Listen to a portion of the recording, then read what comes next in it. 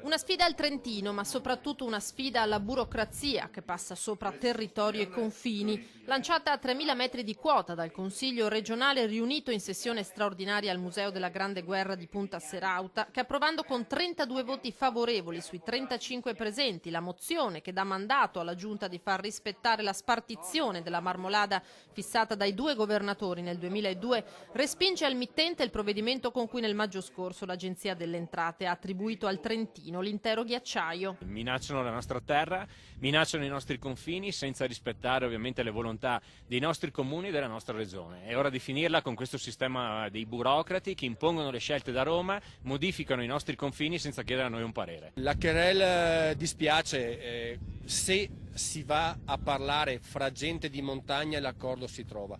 Quando si mettono in mano a dei burocrati decreti o sentenze, purtroppo la giustizia non ne esce mai, diciamo, limpida. Quindi è bene che la gente di montagna si parli per dirimere le questioni. Sventola a 3.000 metri il vessillo di San Marco, ma la riconquista della Marmolada non è ancora compiuta. Succederà intanto che attendiamo la sentenza sul ricorso che abbiamo fatto contro la presa di posizione di Canazei nel 2017 di sconoscere l'accordo 2002. E dall'altro ovviamente portare avanti questa sfida che vogliamo che non sia sempre meno una sfida giuridica da tribunali, che diventi un accordo come è stato fatto nel 2002 e bisogna metterci la parola fine su questa vicenda.